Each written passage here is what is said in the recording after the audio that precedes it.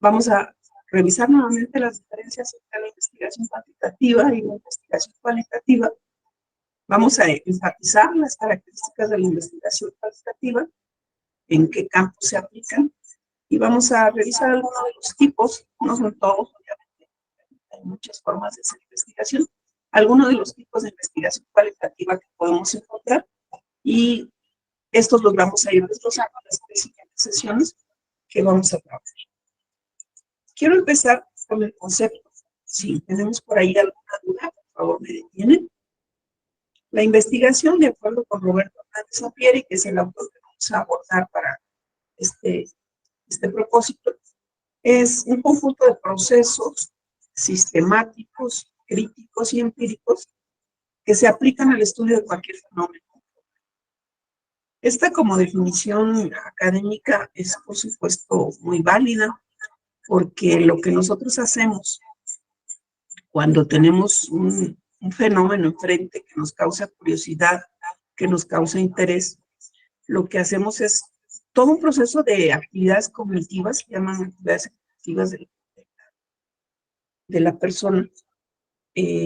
Nos acercamos, somos curiosos, la visualizamos, la escudriñamos, vemos de qué se trata, a través de los sentidos la tratamos de visualizar, de tocar, de si es posible probar, escuchar, identificar, si se trata de un fenómeno más complejo, por supuesto, identificar de cuáles son los elementos que la componen, de dónde viene, qué está haciendo, cuál es el proceso que realiza, etc.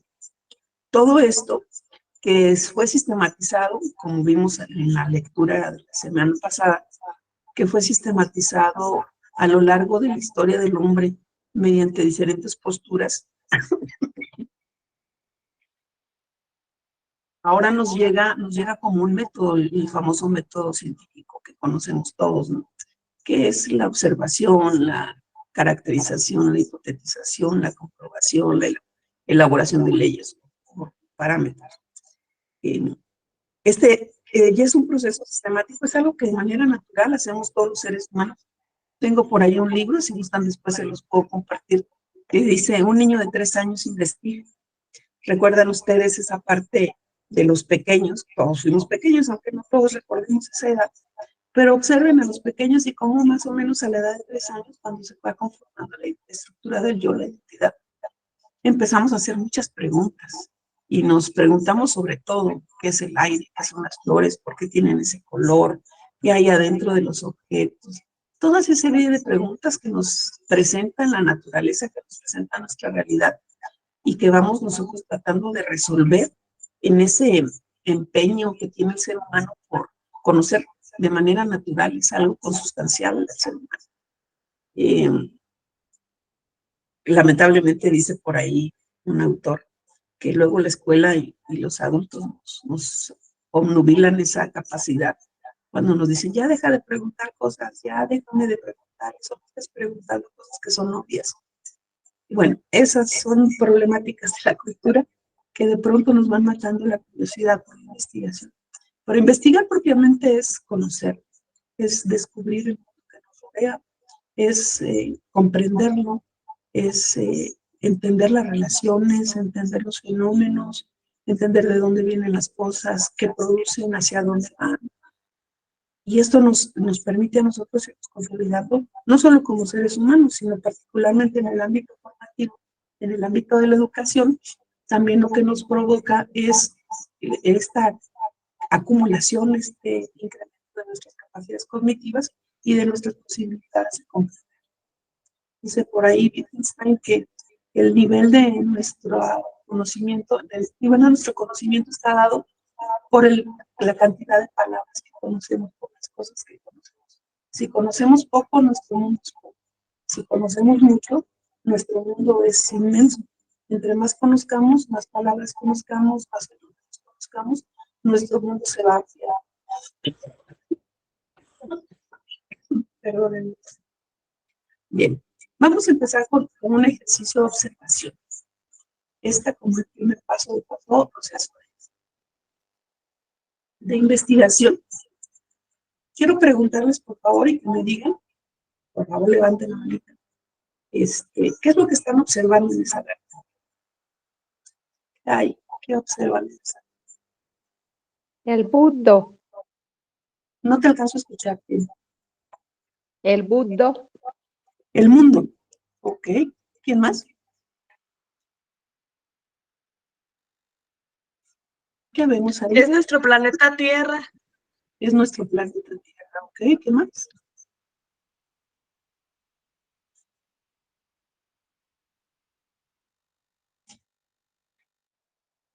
¿Quién más observa? También hay agua y tierra. Agua y tierra. Ok. ¿Alguien más observa algo diferente?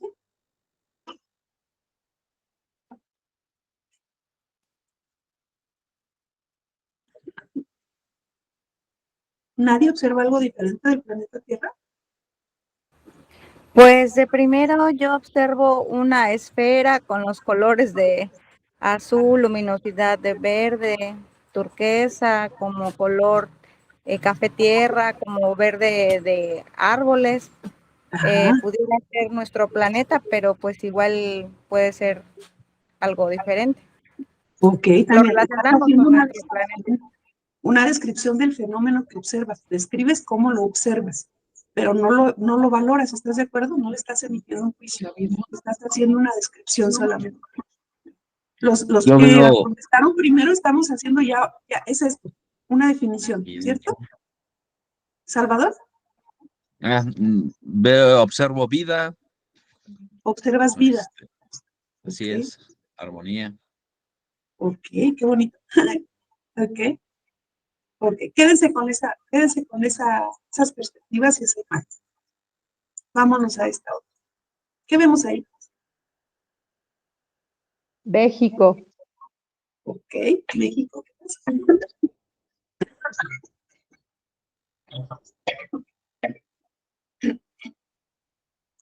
¿Qué más vemos ahí?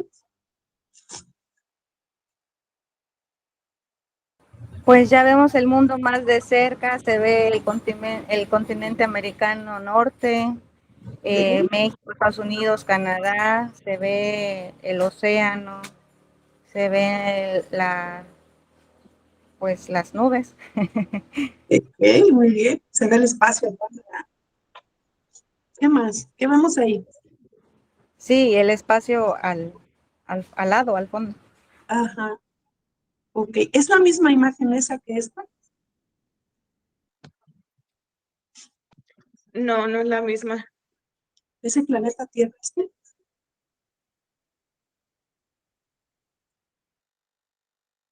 Aquí nos está mostrando otro lado del mundo. Bueno, eso creo yo. Ok. Es parte de lo que quiero que reflexionemos. Este es un planeta de los que se acaban de descubrir. Este es nuestro planeta Tierra. Este es nuestro referente. Esto es lo que nosotros conocemos, lo que nos resulta más familiar. Y esto que nosotros vimos de primera instancia nos pareció que era el planeta Tierra, porque tenemos como primera imagen nuestro referente. Lo primero que surge en nuestra mente, lo primero que aparece en nuestro pensamiento cuando conocemos algo, es lo que ya conocemos, ¿no? El entrenamiento sobre el cuestionamiento de lo que vemos es algo que nosotros aprendemos a lo largo del tiempo y particularmente se forma en la escuela, lo que es el pensamiento crítico. Es decir, las cosas nos parecen de una manera, pero no necesariamente son lo que parecen. Y eso es lo que nosotros tenemos que aprender a diferenciar. Si se fijan, la lámina se denomina el paradigma de la perspectiva. La semana pasada hablábamos de perspectiva, hablábamos de paradigmas, hablábamos de que las cosas las vamos observando y las vamos cuestionando y las vamos comprendiendo, pero siempre partiendo de la forma en la que nosotros observamos el mundo, es decir, del filtro que tenemos. Me voy a la siguiente lámina. ¿Qué ven aquí?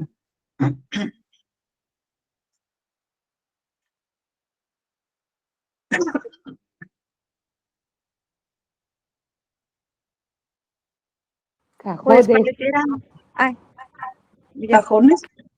Ajá. ¿Quién más? pues parecieran exactamente cajones con fondo azul o pudiera ser la perspectiva de un edificio con ventanales así. Ok, tenemos con- opciones. Muy bien, pueden ser cajones o también puede ser edificio. ¿Qué más? cubículos vistos desde arriba, Cubículos también pueden ser cubículos, es correcto. ¿Qué más?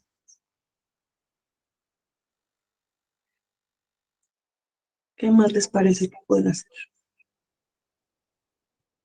Pantallas digitales. Pantallas digitales. Muy bien.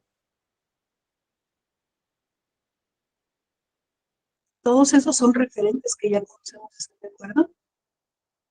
¿Qué nos faltaría para poder determinar de qué se trata esta imagen?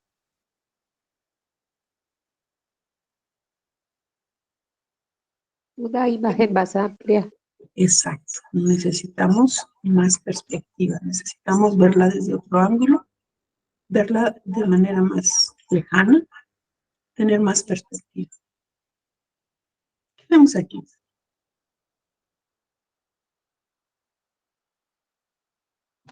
Es el cielo. El cielo. Muy bien. ¿Qué más? ¿Qué me pueden decir de esta imagen?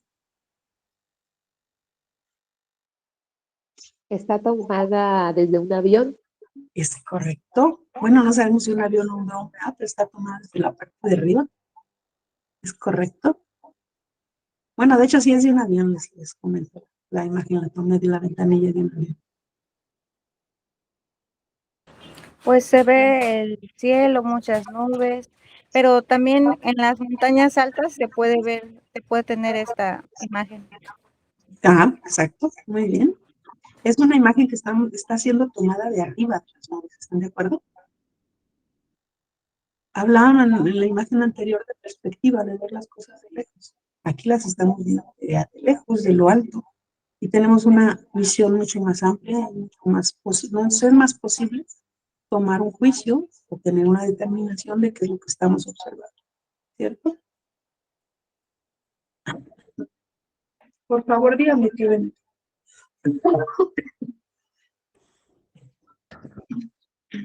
Bueno, ahí es un árbol con Perdón, mariposas monarcas. son varias mariposas monarca. Un árbol ¿Qué monarca? con, Un árbol con con mariposas mariposas monarcas. monarca. Ok, ok. Un árbol acostado. Un árbol, ¿cómo? Descríbeme. Sí, como yo soy de acá, de cerca de los santuarios de la mariposa monarca. Maravilloso, maravilloso, Ñangueo, es una joya. Ah, sí, sí, sí. Y bueno, cuando vi la imagen me recordó muchas veces a un árbol acostado, por supuesto, con muchas mariposas monarcas. Qué bonito referente, sí. Ajá. ¿Qué más pueden ver? una pintura, Una pintura. Ok. Como un caleidoscopio, de esos colores. Ok, un caleidoscopio, otro referente importante. ¿Hay alguien, por favor, que pueda ver la mariposa grande?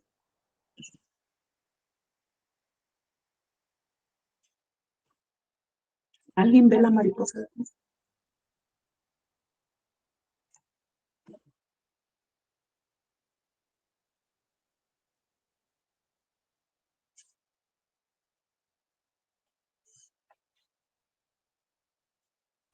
Es que sí pareciera por los colores y la forma de un poco medio circular. Bueno, esta es una figura que se conocen como figuras tridimensionales. Cuando uno desenfoca, cuando uno mira fijamente un punto y se va moviendo, se pierde el foco de toda la imagen y se ve una figura tridimensional. ¿Quieren hacer el ejercicio? En el centro tiene que aparecer tridimensionalmente, es como si la tuvieran una gran mariposa. Desenfoquen, por favor. Miren la figura y desenfoquen. Hagan como entrecerrar los ojos, como alejarse hasta que se pierda el foco de la imagen. No sé por qué para mí resulta muy fácil ver esas imágenes en estos tipos de dibujos. Y he visto mucha gente que no puede hacer. En este momento estoy viendo perfectamente una gran mariposa monarca en el centro de la imagen que abarca todo el extremo de arriba a abajo y sus alas parece que vienen hacia mí, casi la puedo tocar. ¿Alguien puede verla? En el fondo, por supuesto, también se ve la imagen que estamos viendo de manera bidimensional. Se ve toda la imagen, pero por encima de esa imagen y de manera tridimensional se observa la mariposa. ¿Alguien ya lo logró?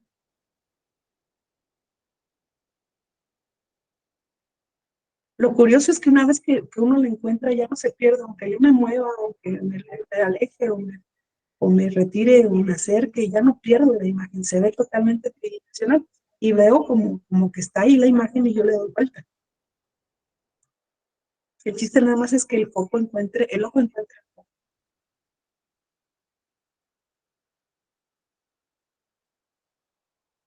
¿Alguien lo logró?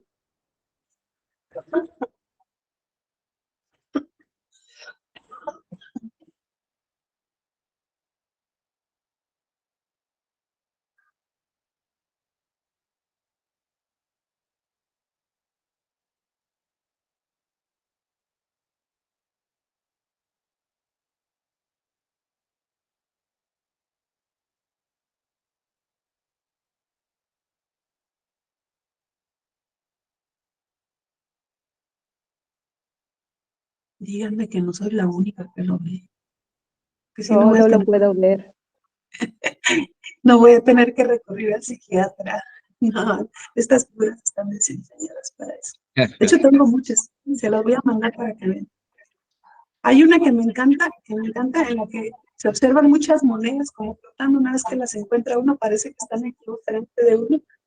Digo, voy a tomar una moneda y las puedo observar, literal. Una tortuga, un par de jugadores de silena, jirafas, delfines. Tengo otra de mariposas, pero ahí son muchas mariposas en las que parecen así igual que las monedas, parece que están flotando. Bien, podemos intentarlo, por favor, sigan intentándolo. De verdad se van a maravillar cuando lo encuentren porque la imagen que se observa, la forma en la que se ve es como si cobrara vida la mariposa. Es como si la tuviéramos aquí, pero hasta se mejoran los colores. Aquí podemos ver una imagen plana, una imagen no muy nítida, de colores difusos, de formas difusas, pero cuando la vemos tridimensionalmente, no solamente se ven los colores nítidos, las figuras nítidas, sino que parece que tiene más luz. La forma en la que se observa cuando encontramos el foco es maravillosa. Por favor, síganlo intentando, vamos a avanzar. ¿A dónde quiero llegar con estas formas de reflexión de la observación? Primero, que lo que observamos nosotros siempre tiene un referente, y el referente es lo que nosotros somos y sabemos. Aquellas cosas que nos son familiares predisponen lo que nosotros observamos y la forma en la que evaluamos lo que observamos. Esto se llama disonancia cognitiva. Dicen por ahí los psicólogos que cuando nosotros emitimos un juicio sobre alguien o sobre algo, eso no habla de la persona o del objeto que estamos evaluando, sino de nosotros, de lo que nosotros somos y de lo que nosotros podemos proyectar. Porque todo juicio, toda observación y toda comprensión está predispuesta por esta condición de que primero es lo que nosotros conocemos ya previamente. Y no tiene que ver mucho con el objeto, tiene que ver con lo que nosotros somos y traemos. La siguiente es que necesitamos perspectiva. Es decir, las cosas pueden parecer una cosa de una forma que la estamos mirando, pero si nos movemos y tomamos una perspectiva distinta, la podemos ver de otra manera. Los juicios que emitimos tienen que considerar tienen que considerar todas las distintas posibilidades para poder emitir un juicio o una valoración o una comprensión o una elección. Esto aplica, por supuesto, también mucho que tenga que ver con las relaciones humanas, ¿verdad? Cuando emitimos un juicio, nuestro juicio es uno, pero hay muchos más que están involucrados en el mismo fenómeno. Y mirar las cosas desde otra perspectiva, también es importante conocer eso y escuchar. No sé si han visto una figura en la que hay un 6 tridimensional y una persona está colocada de un lado y otra persona está colocada del otro, y alguien ve un 6, pero la otra persona ve un 9, y los dos están en lo cierto. ¿De qué depende? Pues depende de dónde estamos ubicados, de nuestra perspectiva. Todo fenómeno, cuando pretendemos conocerlo, cuando queremos conocerlo, tiene que ver, está determinado por lo que nosotros somos y por dónde estamos ubicados. Y la última de las imágenes, esta de la mariposa, pues tiene que ver con que a veces las cosas no son evidentes. Tenemos que buscarlas, tenemos que cambiar el enfoque con las que la percibimos. Y podemos encontrarnos maravillas si hacemos ese proceso. Bien. Recordarán que también platicamos la sesión anterior, que todo tiene que ver con la posibilidad de conocimiento tiene que ver con esta caracterización que hacemos de si el objeto es el que determina el conocimiento o el conocimiento está determinado por el sujeto. Este juego entre la realidad y la subjetividad, la objetividad y la subjetividad, lo planteo aquí como una sube y baja en la que tiene movilidad, algunas veces va a ser más la subjetividad, a veces más la objetividad, para poder nosotros conocer la realidad. Y hay otro fenómeno que tenemos que tomar en cuenta, particularmente en la investigación cualitativa, que es la intersubjetividad.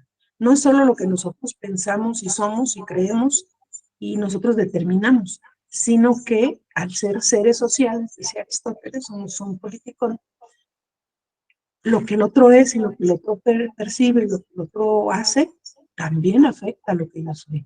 Es una especie de bucle, es una recursividad, es un quiasmo en el que estamos involucrados todos. Entonces, estas consideraciones pueden ser omitidas cuando nosotros estamos tratando de conocer. ¿Cómo conocemos? Recordarán que leímos también los niveles de conocimiento, las formas en las que nos hacemos del conocimiento, tienen que ver con los sentidos, es decir, tenemos conocimiento, aprendizaje sensorial, de las cosas que vemos, tocamos, olemos, percibimos, escuchamos, podemos valorar, mesurar, etc. Pero también tenemos una forma de conocer de manera conceptual, es decir, haciendo uso de nuestras capacidades cognitivas, memorizando, comparando, analizando, disociando, sintetizando. Todas estas capacidades que como seres humanos tenemos como facultades, recuerden ustedes la teoría de Vygotsky, todas estas posibilidades entran en juego en el momento de la comprensión de la realidad. Entonces, no solamente son los sentidos los que participan, sino también son nuestras capacidades de raciocinio que nos permiten establecer conexiones, relaciones, proporciones e identificar cosas que no son tan evidentes. Y tenemos otro tipo de conocimiento, el intuitivo. Decíamos, es que lo sé, no sé cómo lo sé, pero yo solo sé que lo sé, ¿no?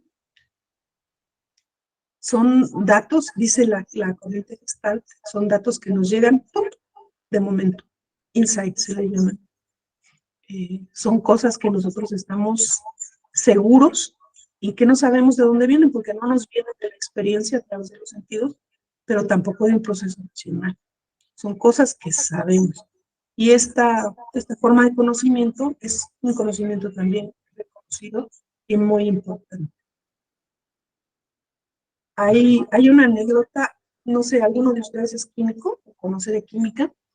La fórmula del benceno. El benceno tiene, de la química orgánica, tiene una figurita como un hexágono, pero antes de conocer la fórmula del benceno, no había concepción. Se suponía que todas las enlaces se podían procesar y se podían dibujar, o dibujando el carbono y sus enlaces con el hidrógeno, con el oxígeno, tal, pero siempre formaban cadenas lineales.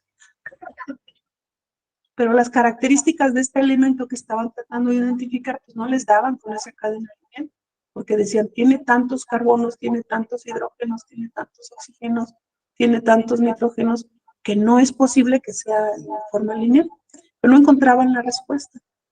Y resulta que quien lo descubre, del científico, quien lo descubre, encontró la respuesta en un sueño. Es decir, en el sueño, él visualizó una serpiente que se mordía la cola. Y cuando se cerró ese círculo, cuando la serpiente se está mordiendo la cola, ¡pum!, le llega la noción, dice, lo que pasa es que no es una cadena, es un ciclo, se cierra. Por eso, ya cuando se cerró el ciclo, ya le cuadraban todos los elementos y todas las cantidades de elementos que tenía esa sustancia. Ese es el tipo de conocimiento científico, es el que llega de momento y que no es parte de un proceso.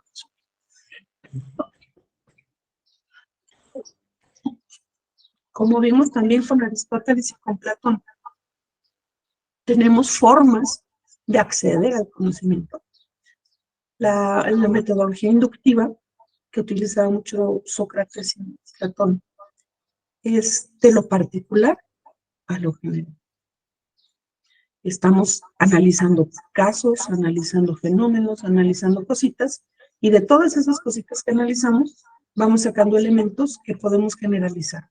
Entonces ya podemos tener un conocimiento que le atribuimos a una gran cantidad de cosas, pero lo hemos sacado de cada cosa particular. Esto lo hace, por ejemplo, mucho Platón en sus diálogos cuando va analizando, cuando habla de la verdad, por ejemplo, analiza un ejemplo de un evento, de un suceso de alguna persona en el que se trata de encontrar. Y luego otro igual, otro fenómeno similar en el que se trata de encontrar la verdad, otro igual, y analiza muchos fenómenos, y de todos esos fenómenos o circunstancias trata de encontrar en realidad entonces qué es la verdad. Ese es partir de los conocimientos particulares para llegar a generar. El proceso inverso que utiliza mucho Aristóteles es el deductivo, que va de lo general a lo particular. Y bueno, esta deducción es casi lo que nosotros utilizamos. Conocemos cómo funciona el mundo, conocemos leyes, conocemos circunstancias, conocemos cosas generales que vamos aplicando a los fenómenos particulares en los que nosotros estamos inmersos. Vamos haciendo deducciones. Como las circunstancias se toman aquí, entonces lo que está ocurriendo tiene que ver con eso y lo explicamos a partir de eso. El dialéctico es una forma de conocimiento que se va construyendo en un proceso en el que los saberes o las argumentaciones van de ida y vuelta. Yo emito una argumentación, alguien me la contesta, yo incorporo lo que él está construyendo, aportando, y construyo algo nuevo y lo emito, y así vamos haciendo a manera de un ciclo la construcción de saber, la construcción de conocimiento. El hermenéutico tiene que ver interpretaciones semióticas, es decir, la semiosis es una área de la filosofía y de la lingüística que tiene que ver con el conocimiento de símbolos. Por ejemplo, todos conocemos lo que significa la Cruz Roja. Observamos la Cruz Roja y sabemos que se trata de un servicio de apoyo, de sustento a la vida en caso de emergencia. Conocemos la cruz de los cristianos, de los católicos. Inmediatamente que observamos ese elemento, tenemos un conocimiento respecto a lo que ese elemento significa. La famosa figura del Yin-Yang, etcétera. Muchos símbolos que tenemos incorporados a la vida. La suma, la resta, la multiplicación. Todos estos símbolos nos dicen algo. Inmediatamente que los observamos, nosotros tenemos ya un contexto, una connotación que nos permite comprender en dónde están ubicados y lo que significan en dónde están ubicados. El fenomenológico, el conocimiento se nos da a partir de cómo las cosas aparecen ante nuestros ojos. ¿Recuerdan el ejemplo que les puse de la carretera? La carretera y el charco que se ve, el agua que se ve a lo lejos. Ok, eso es un fenómeno, así nos aparece a nosotros.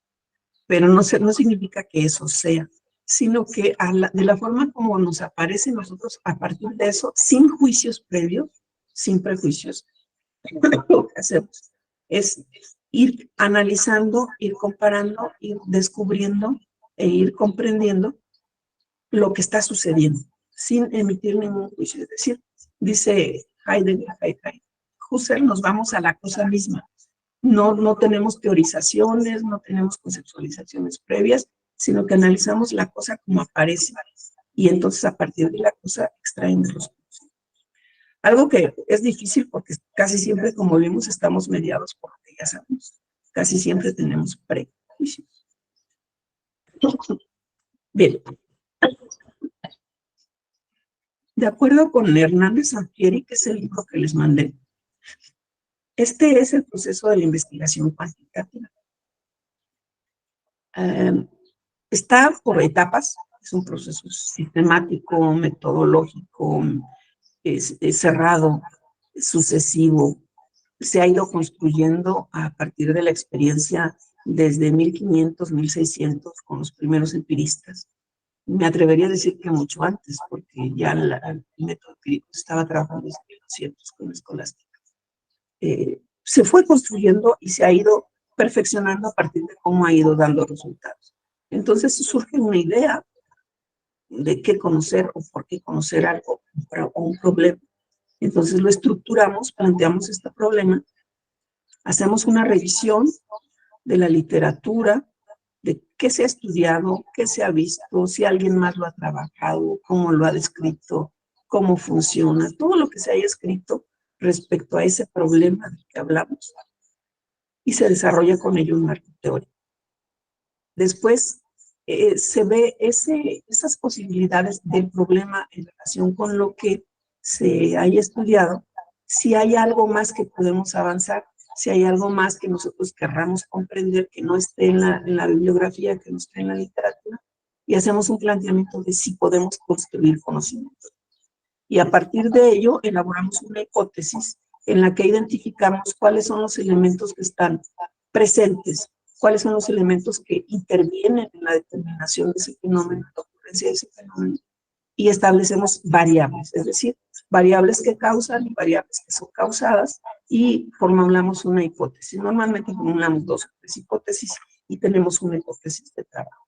A partir de ello se hace un diseño de investigación. En el método cuantitativo hay muchos diseños de investigación, no nos vamos a meter en eso, porque es parte de un segundo ciclo que ustedes van a tener de investigación y ahí lo van a revisar. Después vamos a definir y seleccionar la muestra con la que se va a trabajar esa investigación. Recuerden que la investigación cuantitativa tiene mucho que ver con datos y mediciones. Después se hace una recolección de datos, se analizan esos datos y se elabora un reporte que tiene que ver con la resolución o no del problema que originó el proceso de investigación. Les voy a pedir, por favor, que en su libreta hagan de favor una lista de cuáles, de acuerdo con este planteamiento que hace Sampieri, cuáles deben ser las características que describan un proceso de investigación cuantitativa. Enlisten cada una de las características que deba tener, no los pasos, las características. Cuando yo digo que es una investigación cuantitativa, estas son las características que debe de tener. Por favor, vamos a darnos unos que les gustan, 5 minutos o menos, no sé, diría mi presidente, 10, 5 minutitos. Si gustan, tómense un cafecito, prepárense un cafecito y hagan su lista. Y cuando la tengan lista, la socializan, ¿vale? Ya, 10:40, sí estamos.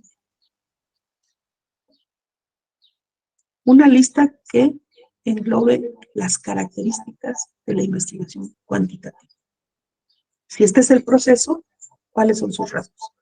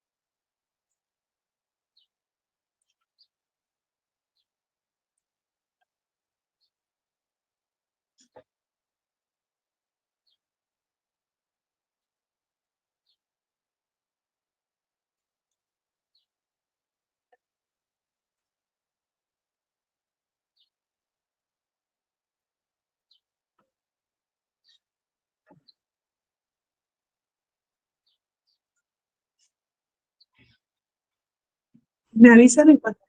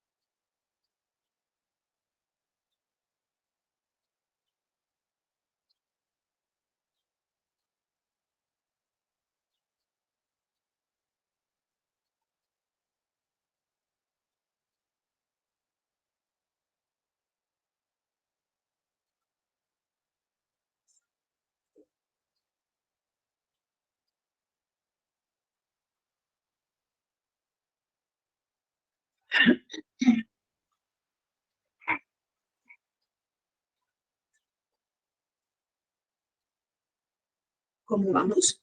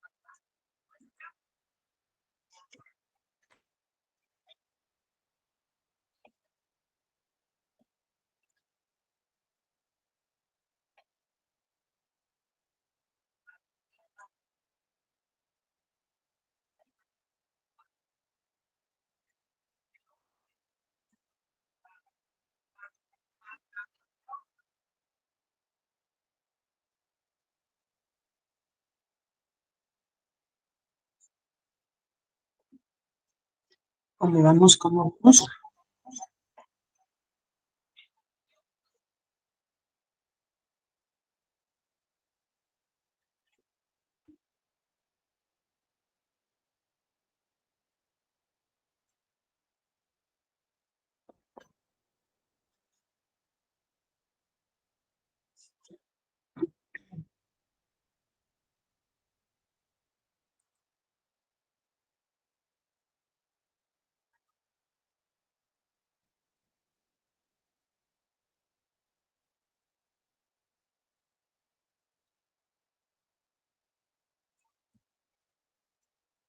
Vamos construyendo la lista juntos, ¿les parece? ¿Cuál sería el primer rasgo?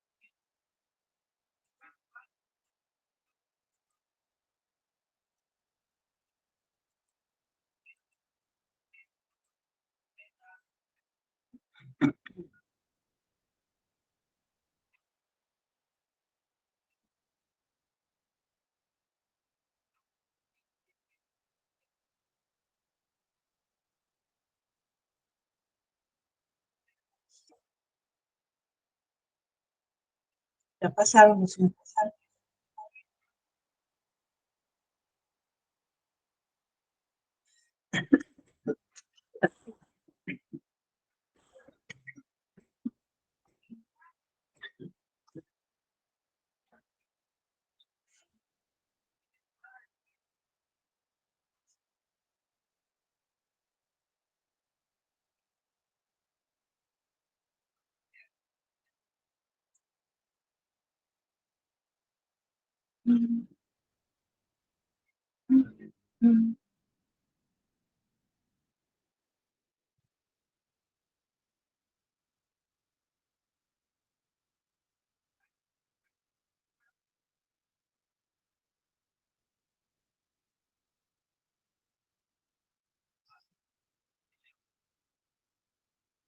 ¿Nadie ha terminado? Vamos a avanzar con los rasgos que tengan, ¿les parece? Yo creo que lo principal es que debemos de Sí, partir vas a de, avanzar, doctora. Miriam, adelante, gracias. Tania. ajá, bueno, le decía, yo creo que lo principal es pues partir de una realidad, de algo que estamos conociendo, algún problema o duda que se nos va presentando. Ok, parte de la... Muy bien, ¿qué más? No sé si sea parte de lo mismo. Yo puse que tiene un enfoque objetivo. Es objetiva. Muy bien, ¿qué más? Hacemos como un recuento de lo que sabemos y de lo que queremos saber. Recopila saberes. Y plantea. Ahí. Plantea preguntas. Muy bien, ¿qué más?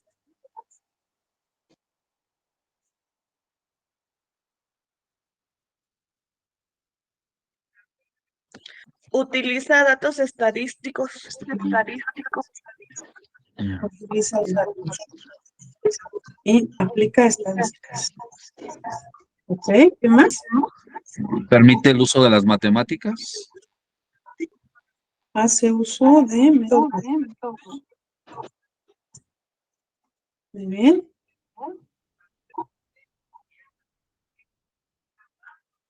¿Qué más?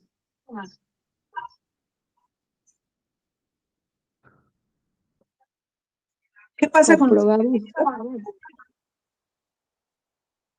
Perdón, ¿alguien habló? comprobamos lo que vamos obteniendo. Comprueban, comprueban las hipótesis. Ok, ¿qué más? Los resultados son medibles y observables. Todo el resultado es medible y observable. Esta es una de sus características más importantes, ¿no?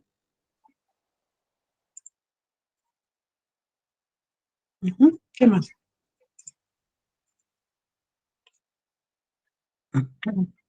¿Les parece bien si decimos que es secuencial?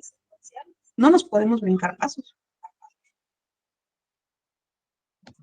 Sí, sí, sí. Es secuencial. ¿Qué más?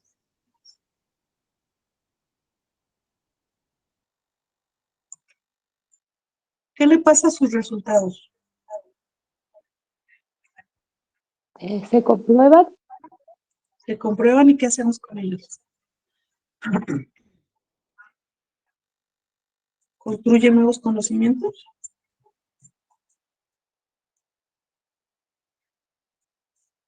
Busca que esos conocimientos se apliquen. Que esos procesos, que esos resultados. ¿Qué más? Relación, ¿Perdón? relación entre objetos y fenómenos. Establece relaciones. Muy bien, ¿qué más?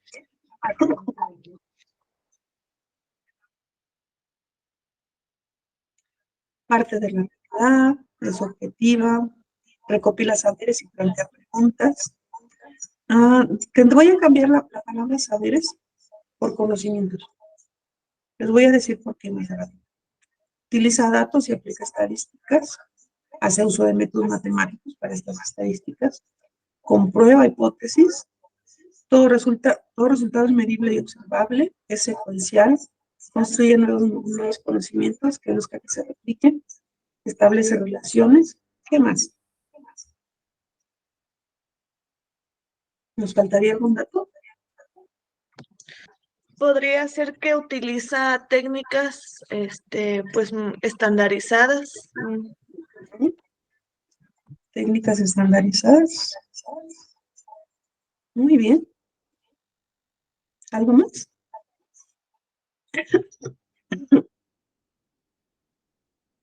Toma en cuenta la subjetividad del investigador. No, porque es objetiva. Uh-huh.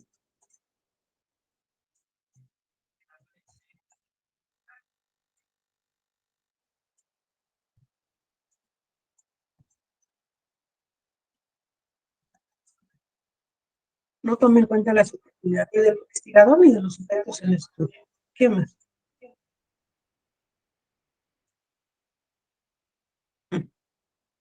Vamos más o menos bien. Vamos a dejarla ahí y nos vamos al siguiente, a la siguiente lámina.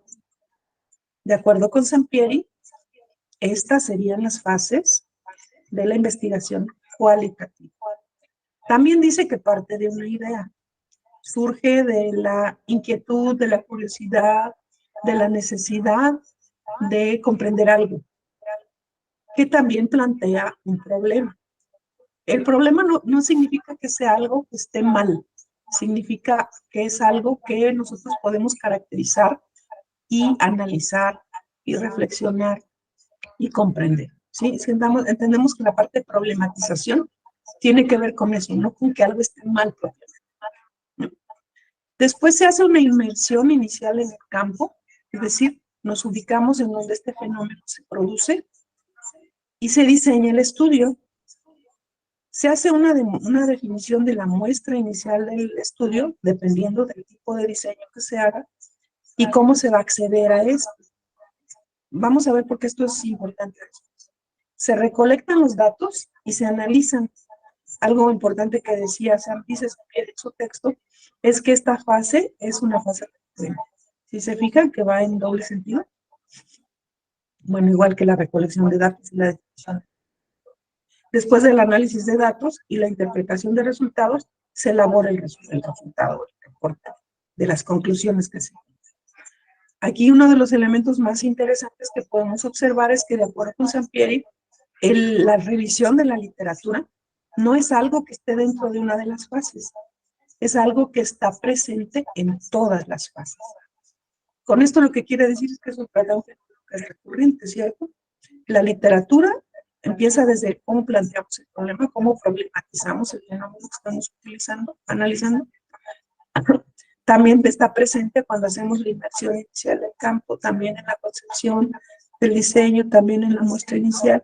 La revisión de la literatura y la definición del marco de referencia del marco teórico, que también puede ser marco contextual, marco metodológico, etcétera, está presente en todas las fases, en todas. Bien. Vamos a hacer el mismo ejercicio. Por favor, hagan una lista en la que describan cuáles son las características de la investigación cualitativa. ¿Nos damos menos tiempo? ¿Les parecen bien 3 minutos? y la vamos construyendo.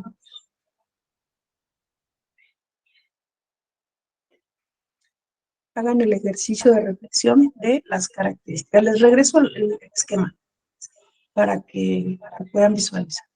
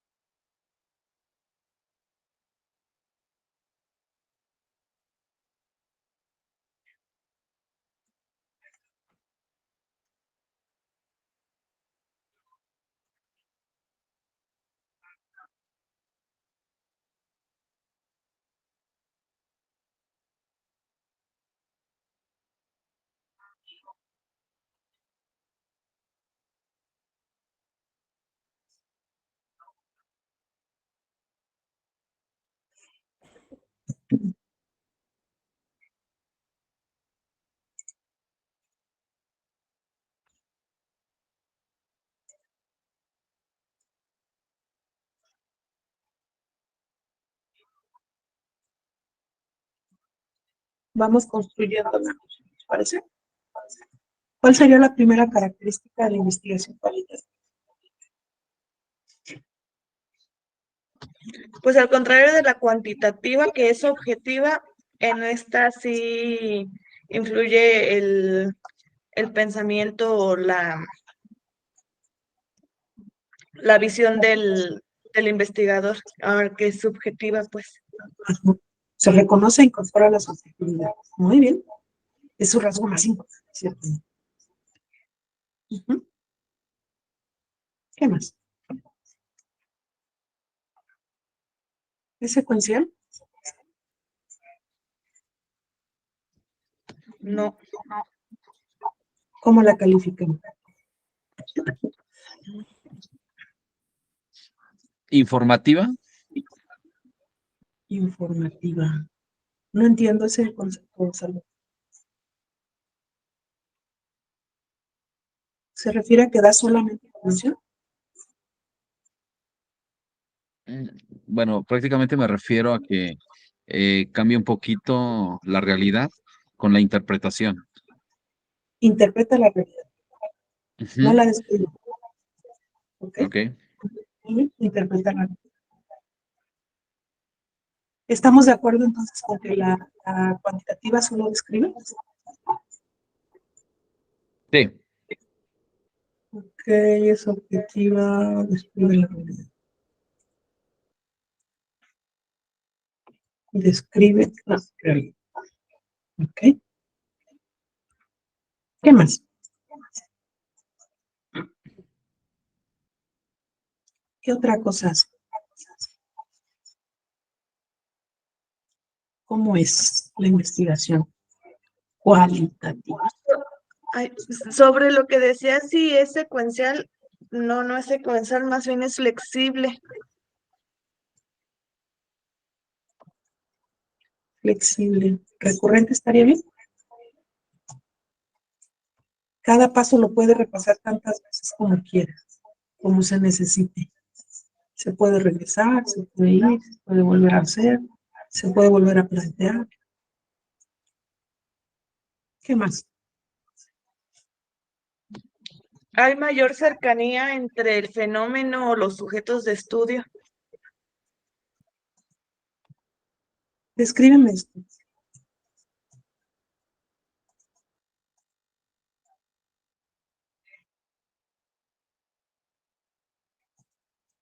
¿A qué te refieres con esto? Mayor cercanía entre el fenómeno y los sujetos del estudio. Es que, por ejemplo, el investigador tiene esa cercanía al utilizar, por ejemplo, las entrevistas, ya no es como parte externa del estudio, sí, del fenómeno a estudiar, sino que se involucra Es con los correcto. sujetos. Esa palabra es la que da la clave de este fenómeno, de este rasgo. Está involucrado. El investigador está involucrado en el fenómeno. ¿Ok? Muy bien. ¿Qué más?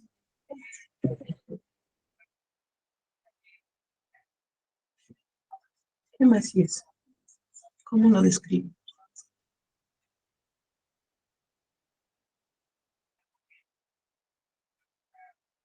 ¿Qué se propone en la investigación? ¿Qué busca una investigación cualitativa?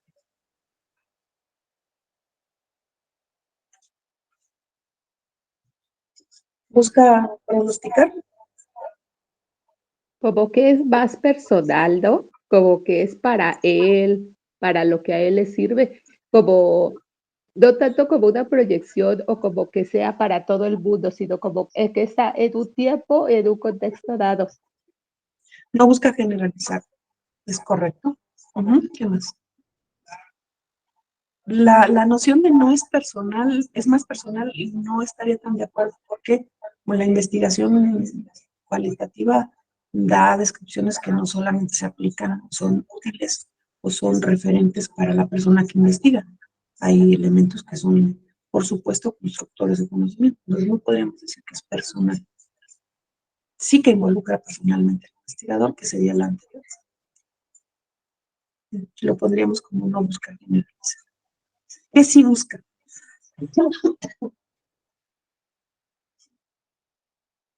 ¿Qué sí Como busca la investigación? opiniones, experiencias. ¿Busca opiniones? Sí, Experiencias. ¿Pero qué quiere hacer con ellas? ¿Comprenderlos? Exactamente. Busca comprender. Lo que esté sucediendo busca comprender. Y en esta comprensión puede ser describir, analizar, interpretar,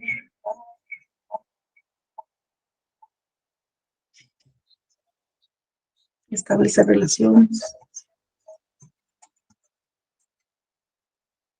¿Qué más?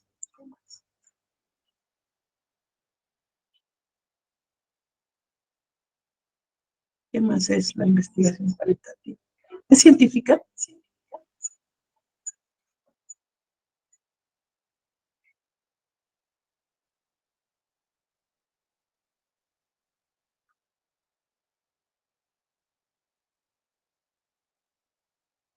La investigación cuantitativa damos por sentado que es una investigación. La cualitativa también.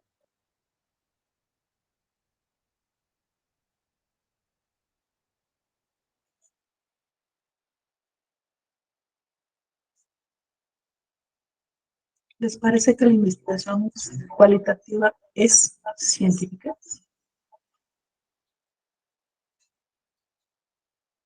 Yo creo que sí, porque es una investigación. A lo mejor no tiene el rigor de la otra, pero sí tiene características para ser científica. Claro que sí, es científica, tiene métodos distintos.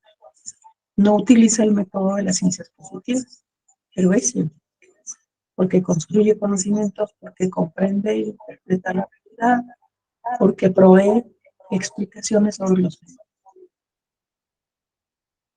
¿Qué más?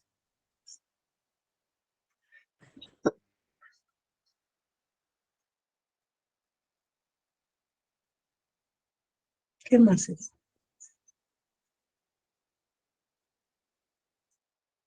Reconoce e incorpora la subjetividad, interpreta la realidad, no es secuencial, es flexible y recurrente, hay mayor cercanía entre el fenómeno y los sujetos de estudio, no busca generalizar, busca opiniones o experiencias, busca comprender los fenómenos, es una investigación científica, pronostica,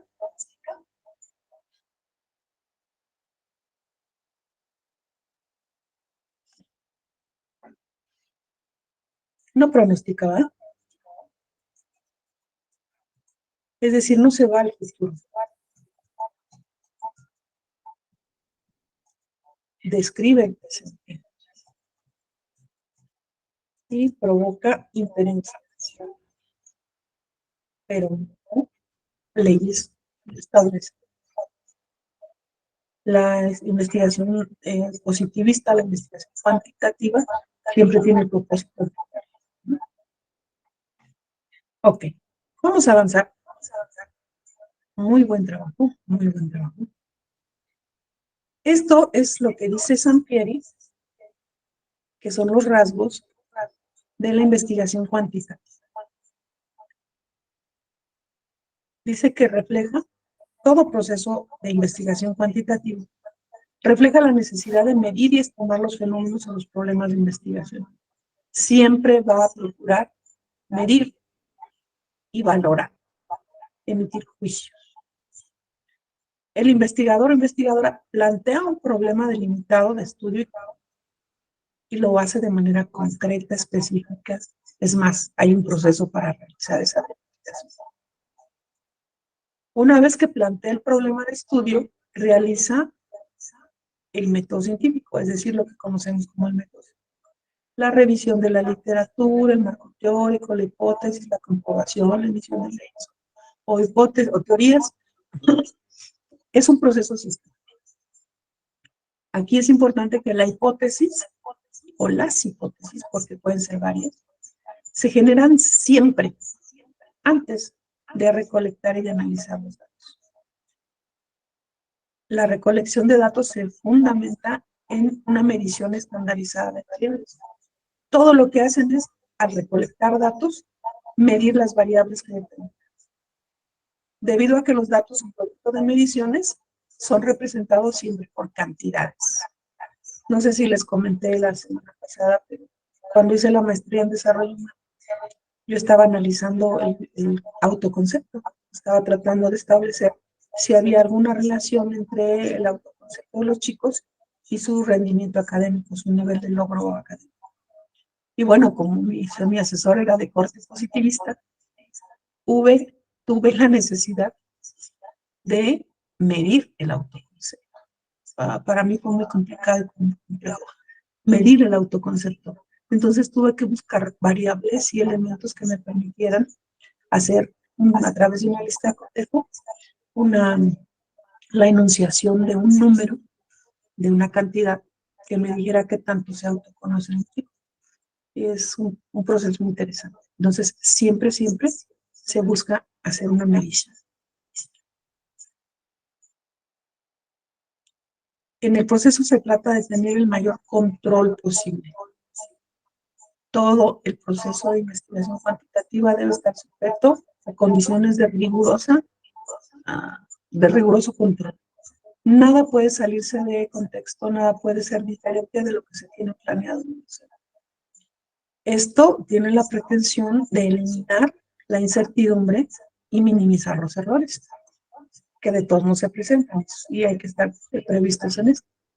Entonces, Tener control de las variables, sobre todo las variables que estamos analizando, es importante para el enfoque cuantitativo. Todo enfoque cuantitativo interpreta a partir de las hipótesis y de la teoría, de la revisión de la literatura que hace. Cualquier cosa que emita, cualquier afirmación, conceptualización o juicio, tiene que estar sustentado en alguien que lo dijo antes, en alguien que lo investigó antes, o en las hipótesis que se pretenden establecer, comprobar. No puede haber algo que surja de la nada, nada que aparezca sin haber tenido un antecedente. Con esto, la investigación cuantitativa debe ser lo más objetiva posible. Es algo que también señalaron ustedes. Los estudios cuantitativos siguen un patrón predecible y estructurado.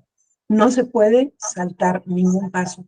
Todo está estructurado, además de que los recursos son específicos y no pueden ser modificados. En una investigación se intenta generalizar los resultados y que sea posible replicarlos. La intencionalidad de la investigación cuantitativa siempre es el pronóstico, la emisión de leyes y que todos los resultados puedan ser reproducibles por cualquier persona. Que cualquier persona que haga el proceso que nosotros estamos haciendo obtenga exactamente los mismos resultados. Pretenden confirmar y predecir los fenómenos investigados. Es decir, al establecer las relaciones y decir cómo funcionan esas relaciones, nosotros tenemos la capacidad de decir cómo van a suceder o cómo van a ocurrir en un determinado momento. Establecen procesos con estándares de validez y confiabilidad que son medidos incluso a nivel internacional. Si utilizamos un instrumento, no puede ser cualquier instrumento, tiene que ser un instrumento que haya sido validado por una academia científica que tenga que ver con lo que estamos haciendo. Y si nosotros queremos hacer un instrumento, tenemos que primero hacer la validación teórica y metodológica del instrumento y someterlo a autorización de estos centros, para que toda conclusión contribuya a la generación de un conocimiento cierto. Como ven, está todo tratando de ser. Esta aproximación se vale de la lógica del razonamiento deductivo. El reconocimiento de cómo funcionan las cosas es aplicado al estudio del fenómeno para partir de ahí y poder establecer las teorías y las hipótesis que se someten a. Toda investigación cuantitativa pretende identificar leyes universales. Todo conocimiento que surge de una investigación cuantitativa tiene el propósito de establecer leyes que nos permitan pronosticar, que nos permitan establecer relaciones de causa a efecto. Y siempre establecen que esas relaciones no tienen nada que ver con el sujeto. Ocurren en una realidad externa al sujeto que está investigando. Lo cual ya sabemos que no es verdaderamente cierto, ¿verdad? Sí. Esa es lo que dice Sampieri respecto a las características de la investigación cuantitativa.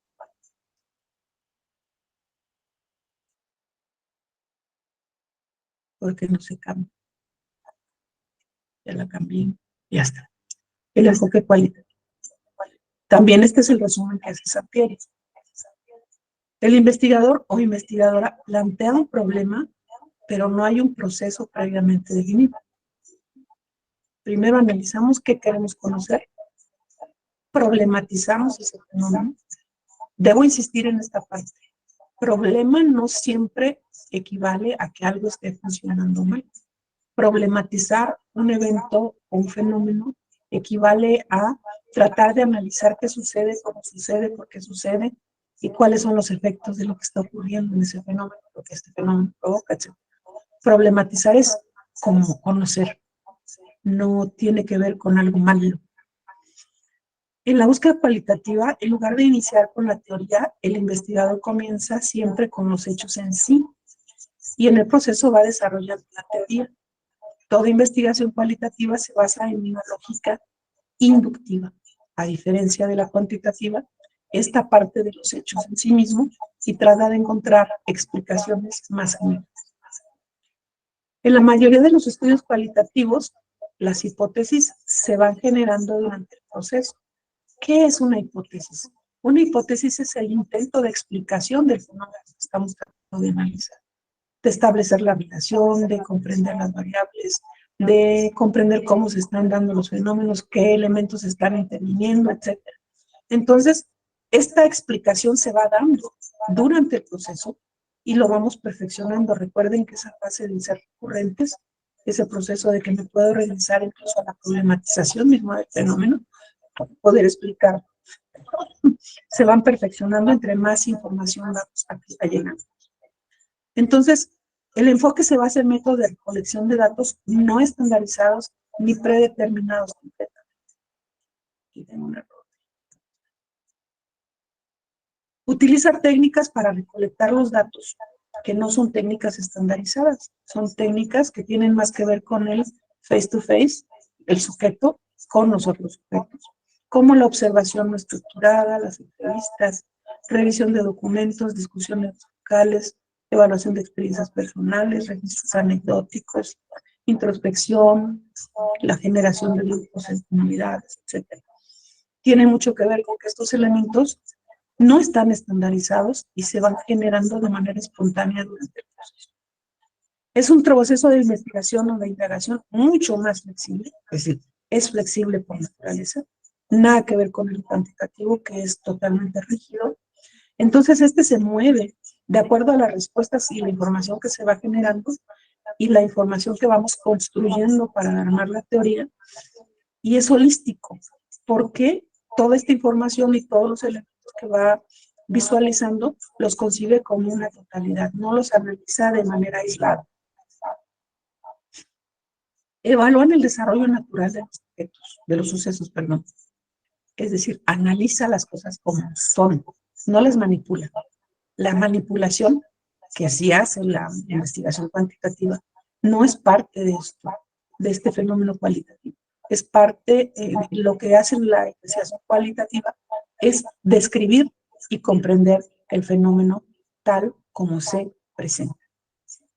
La investigación cualitativa se fundamenta en una perspectiva interpretativa centrada en el significado de las acciones de los seres vivos, básicamente los seres humanos. También podemos hacer investigación cualitativa de los. Busca interpretar lo que va captando activamente, eso lo tenían ustedes.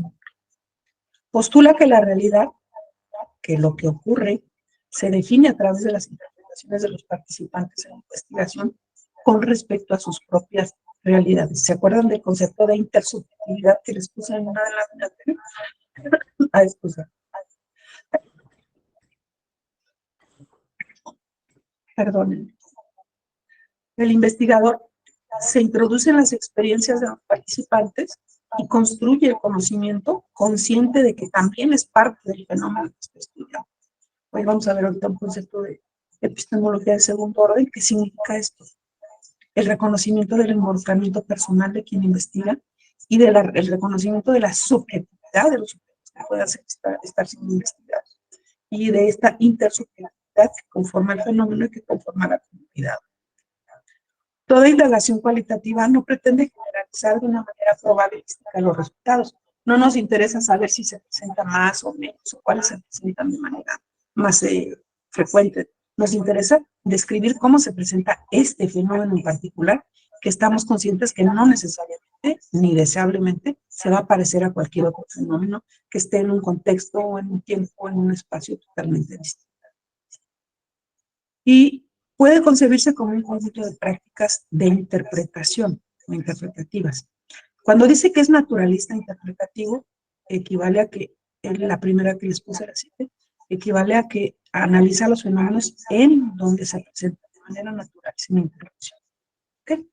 Estas son las características que plantea Sampieri respecto de estas dos características, dos investigaciones. ¿Cuál es el propósito de investigar cualitativamente?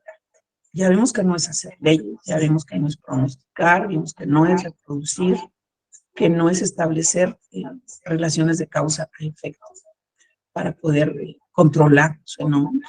Lo que busca la investigación cualitativa es comprender los fenómenos, describirlos, explicarlos, explorarlos, clasificar o categorizar, identificar e interpretar. Y aquí me voy a otro texto que los clasifica en dos grandes áreas. La investigación cualitativa dice existe en dos grandes áreas. Estas dos grandes áreas, dice, es el tipo de estudio descriptivo y los estudios que tienen un corte interpretativo. Dice este autor, que es la Universidad Autónoma de Jaén, en España, es la página oficial de la Universidad Autónoma de Jaén, está ahí abajo el vínculo.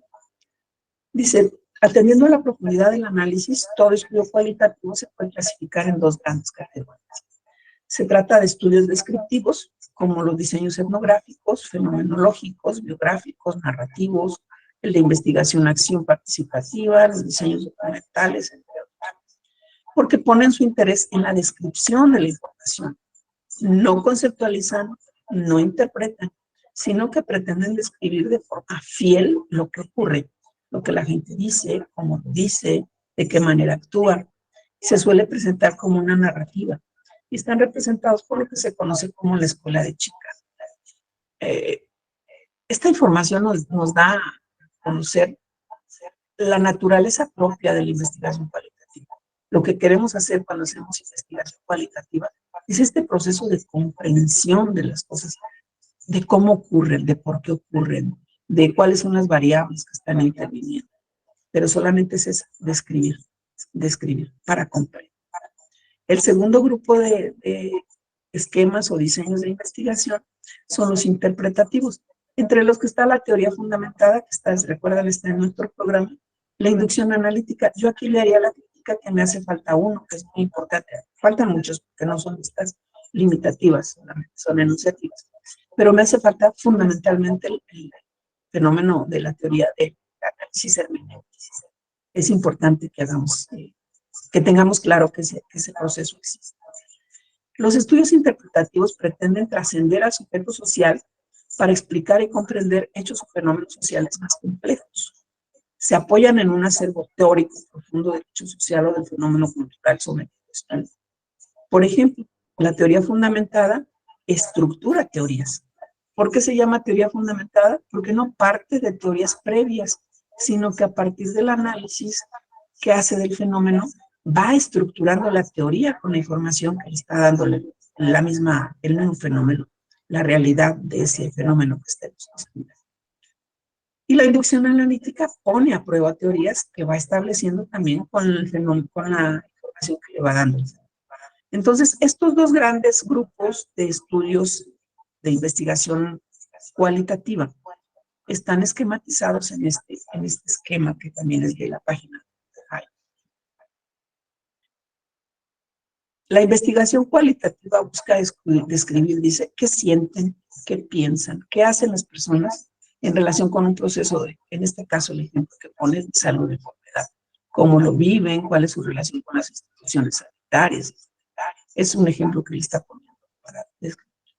Y son de corte descriptivo, lo tenemos aquí, los diseños etnográficos, los diseños biográficos o narrativos, el diseño fenomenológico, los diseños de investigación-acción, de hecho hay de investigación-acción y de investigación-acción participativas o los diseños de investigación documental. En el corte interpretativo, maneja solamente la teoría fundamentada de la inducción analítica. Le anexo aquí la hermenéutica, que me parece que es muy importante. Y de acuerdo con el tipo de investigación que se haya diseñado, estas son las posibilidades de técnica de recogida de datos. ¿Cómo vamos nosotros a analizar o a estudiar o a observar los elementos que estamos tratando de conocer? A través de la observación. Por ejemplo, en la observación, investigación, acción participativa, nos metemos en la comunidad y observamos lo que sucede en la comunidad y lo vamos anotando, vamos haciendo nuestro propio registro. ¿Quiénes son? ¿Cómo son? ¿Qué dicen? ¿Cómo visten? ¿Cuáles son sus acciones? ¿Cómo se conducen? ¿Cómo responden? ¿Qué cultura es la que están manifestando? Etcétera. Hacemos algo descriptivo. A través de la observación, solamente observamos. No interactuamos con el sujeto. Observamos. Solamente observamos. La siguiente técnica de recogida de datos es la entrevista. Aquí sí interactuamos con los objetos que estamos analizando, que estamos queriendo conocer.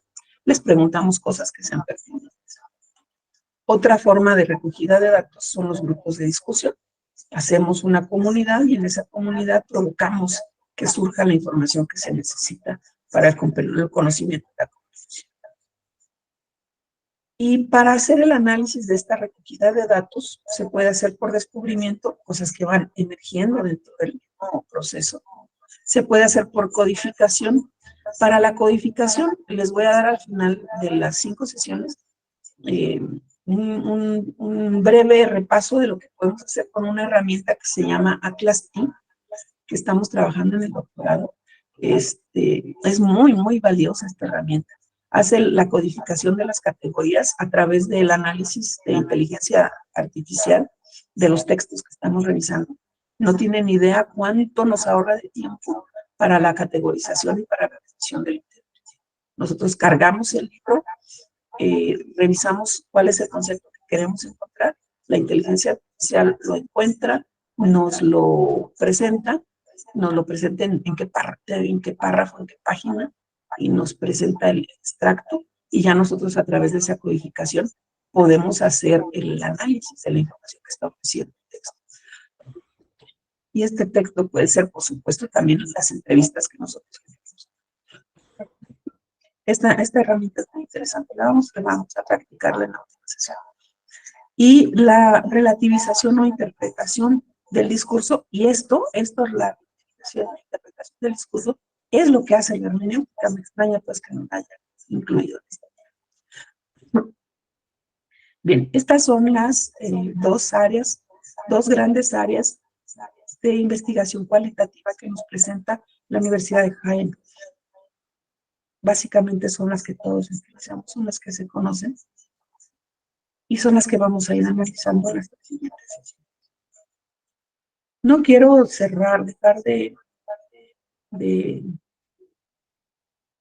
mencionar que antes se consideraba que, bueno, desde el siglo antepasado, desde el siglo XIX, habíamos establecido en la primera sesión todo aquel conocimiento, todo aquel proceso que no nos ofreciera un elemento medible, observable, reproducible, pronosticable, no era considerada ciencia.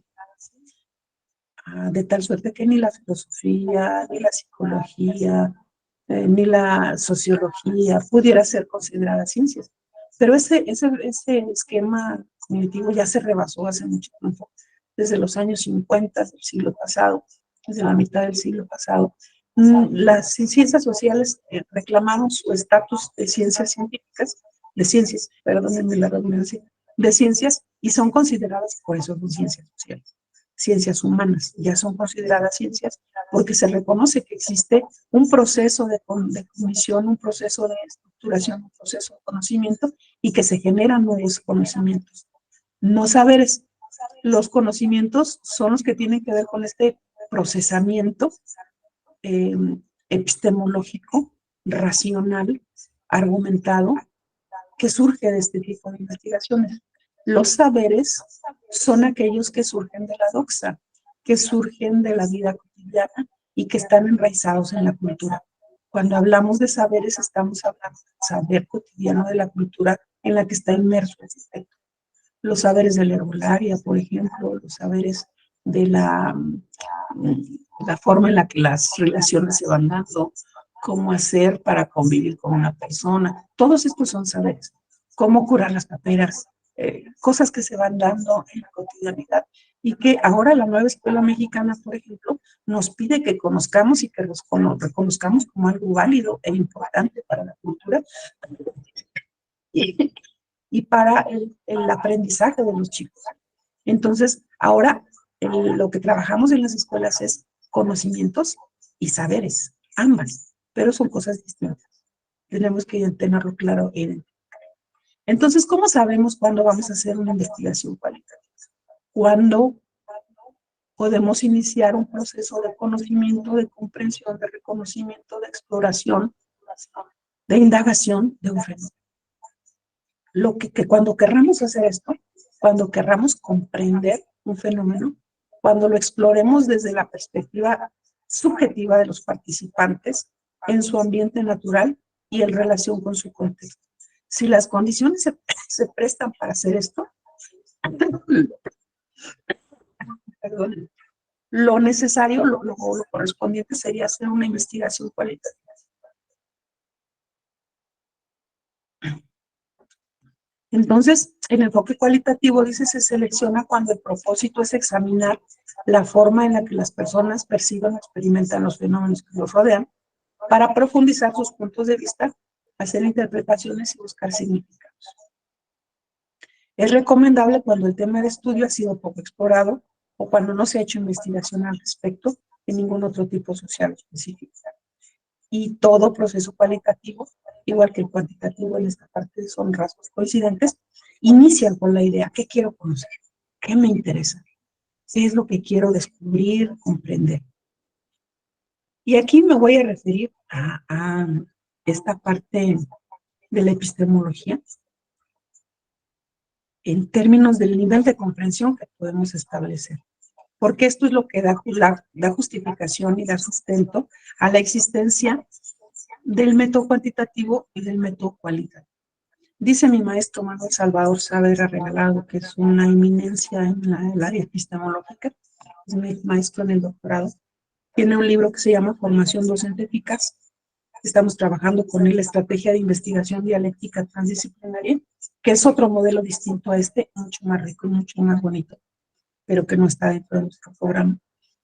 Él define, y tal vez con esta frase estoy tratando de resumir un poco todo lo que hemos estado platicando en estas 2 sesiones, que el mundo no es una entidad compuesta por partículas, objetos, fenómenos que interactúan, sino que son metáforas dinámicas que reconocen el vínculo entre orden, desorden y organización emergente.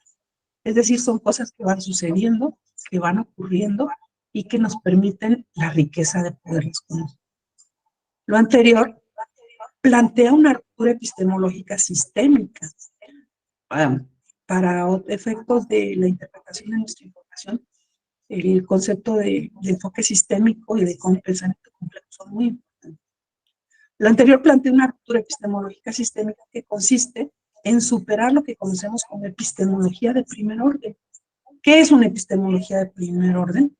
Es aquella que surge de los sistemas que son observados, en los que existe una relación objeto-sujeto. Cuando decíamos, ¿se acuerdan? Que el sujeto y el objeto están separados. No hay forma de que estén juntos, no hay forma de que estén.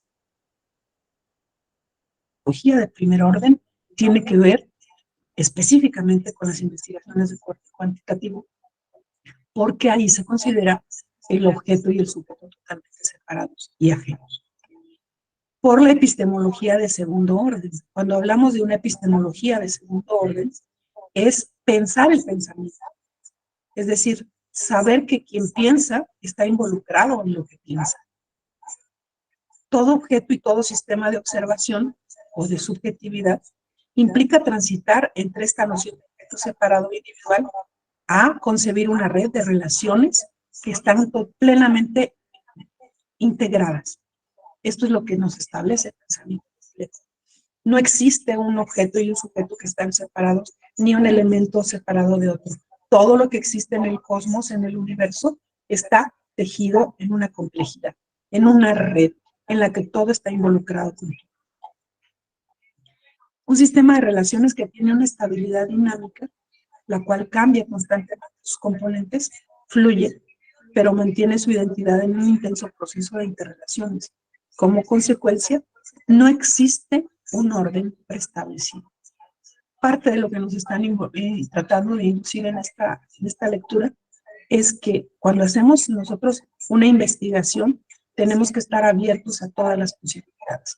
Tenemos que estar abiertos a que sucedan las cosas como deban suceder o como estén sucediendo, si nosotros establecemos un juicio previo de que están bien o están mal o de que deben ser de una manera o de otra. Y esto es lo que significa. Existe un tercer elemento que se llama las epistemologías de tercer orden, que todavía son mucho más avanzadas porque tienen que ver con la indagación del proceso en sí mismo. ya no es que reconozco la subjetividad y me reconozco como parte del proceso, sino que además hago una metacognición del proceso en sí mismo, de mí, del pensamiento y del proceso. Entonces, ¿cómo accedemos a la realidad? A partir de epistemologías de primer orden, de una manera más lineal, más preestablecida y más aislada en términos de conocimiento, al pretender una objetividad que las epistemologías de segundo orden ponen en duda, pero cuyos métodos siguen siendo utilizados. Es decir, hay 1000 áreas en el mundo, 1000 áreas en la vida social, 1000 áreas en la vida científica, en la que la investigación cuantitativa tiene su razón de ser. Pero hay otras en las que tenemos que hacer investigación de corte cualitativo, epistemologías de segundo orden, en el que reconozcamos no solo la subjetividad de los sujetos con quienes estamos trabajando, sino la nuestra propia, que está involucrada también en ese proceso, al hacer interpretaciones y al hacer inferencias de las cosas que estamos tratando de conocer. Estas epistemologías de tercer orden todavía no las alcanzamos a trabajar, es un poquito de lo que trabaja la dialéctica transdisciplinaria, pero se las dejo aquí como un elemento referencial. Acepta la indagación del proceso, ya que no solo busca conocer, sino que analiza también la forma en la que se conoce y establece las implicaciones de las conclusiones que se producen en un bucle generativo. Este es un proceso mucho más complejo de investigación. Bueno, creo que hasta ahí está la sesión. Hace un resumen de las diferencias entre ambos. Bueno, ya lo estamos analizando.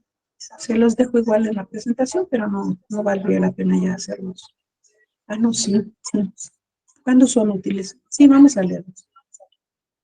El enfoque cualitativo busca la dispersión o expansión de los datos, de la información, mientras que el cuantitativo, por el contrario, pretende acotar intencionalmente la información para medir con más precisión las variables de los datos. Busca tener foco. Mientras que un estudio cuantitativo se basa en investigaciones previas, el cualitativo se fundamenta primordialmente a sí mismo. El cuantitativo se utiliza para consolidar las creencias y establecer con exactitud patrones. Y el cualitativo busca que el investigador se forme creencias propias sobre el fenómeno que está estudiando. Durante muchas décadas, todo el siglo pasado, las aproximaciones cuantitativas y cualitativas fueron vistas como una dicotomía. Eran una o la otra, eran totalmente antagónicas. Actualmente lo que se conoce es que existen como un extremo de un gran continuo en el cual podemos combinar en diferentes grados cada una de ellas, y todas las que estén en medio pueden considerárseles como investigación de corte mixto. La investigación cuantitativa ofrece la posibilidad de generalizar los resultados de manera más amplia y otorga un gran control sobre los fenómenos. También brinda una gran posibilidad de repetición y se centra en puntos específicos, además de que facilita la comparación entre estudios similares. La investigación cualitativa, por otra parte, proporciona la profundidad de datos, la dispersión y riqueza interpretativa, produce la contextualización de un ambiente de un entorno, comprende la contextualización de un ambiente de un entorno y establece detalles y experiencias únicas, aportando un punto de vista fresco, natural y holístico de los fenómenos, así como una gran flexibilidad. El método cuantitativo ha sido el más usado en ciencias naturales, como la física, la química, la biología, porque es más apropiado a ese tipo de fenómenos. Y el proceso cualitativo, método cualitativo, ha sido empleado en las disciplinas humanísticas, como la antropología, la sociología y la psicología social. No obstante, ambos tipos de investigación pueden ser utilizados en cualquiera de los elementos o de las áreas o de los áreas de conocimiento. ¿Hasta ahí tenemos alguna duda? Creo que ha sido una información muy... Sampieri es uno de los autores más interesantes, más didácticos que he conocido en metodología. La tarea, lo que vamos a trabajar en la semana, con el libro que ya les envié, es la lectura del capítulo 1. Es un libro muy grande, no se espanten, son como 700 hojas, pero les va a servir eventualmente para cualquier otra cosa. Lo que vamos a leer es el capítulo 1, que tiene que ver con esta diferenciación. Y vamos a establecer un andamio que les voy a subir a la plataforma, y en ese andamio vamos a recopilar la información que se pide, que es una información que había ahí en el capítulo, nada más con la intención de que de manera recurrente parte de las nuevas teorías reconocen que si no escribimos, no comprendemos realmente, no retenemos las cosas. Entonces, es importante que escribamos, no solo que escuchemos, que procesemos, sino que también el cuerpo, recuerden, el cuerpo tiene memoria, tenemos una memoria física, una memoria corporal, lo que escribimos se nos graba de manera más clara. Entonces, la tarea va a ser después de la lectura del capítulo 1, rellenar la información que nos está solicitando el andamio. Vamos a renombrar nuestro archivo una vez que lo hayamos terminado y le vamos a poner nuestro apellido paterno, un guión bajo, nuestro nombre, un bajo, tarea 2, y con esa forma lo vamos a subir a la plataforma a más tardar el próximo viernes. No sé si tengan alguna duda, alguna pregunta, si haya quedado clara la información, si esté clara la tarea. Estoy a sus órdenes. Y a partir de la próxima semana vamos a trabajar específicamente los diferentes métodos. Vamos a dar un recorrido sobre los que vamos a trabajar, cómo se realizan, qué buscan, cuáles son los métodos que utilizan, etcétera, para que ustedes tengan ese recurso y lo puedan utilizar cuando necesiten. ¿No hay dudas? La tarea es, el documento ya está como en el Classroom y nada más como que lo vamos a llenar en base a lo que leemos. Es correcto, hermoso. Sí. De hecho, la información ya está ahí, nada más quiero que la repasen. Ah, muy bien, gracias. Sí, de la plataforma lo bajan, meten los datos que faltan, cuando terminen lo renombran y ya con su nombre lo suben a la plataforma. Les pido esto porque luego como yo bajo los archivos que ustedes suben, luego de pronto me confundo y ya no sé cuál es el cuál. Por favor, entonces cada que subamos un archivo hay que ponerle nuestro nombre. De esta manera, el apellido y el nombre, ¿no? Y qué tipo de tareas, y ya para mí es más fácil la identificación para la evaluación. ¿Alguna duda? Muy bien. No, Gracias. bueno, pues de mi parte no. Gracias, Miriam, muy amable. ¿Todo bien? ¿Está claro lo que vamos a hacer? ¿Podría volvernos a repetir, maestra? Perdón. Es analizar el capítulo 1. Lo vamos a leer. De hecho, lo analizamos. El capítulo 1 es lo que vimos ahora. Es toda la información que sacamos es del capítulo. Lo que vamos a hacer es revisar el andamio, después de haberlo leído, revisar el andamio y extraer la información del capítulo y rellenarla en el andamio.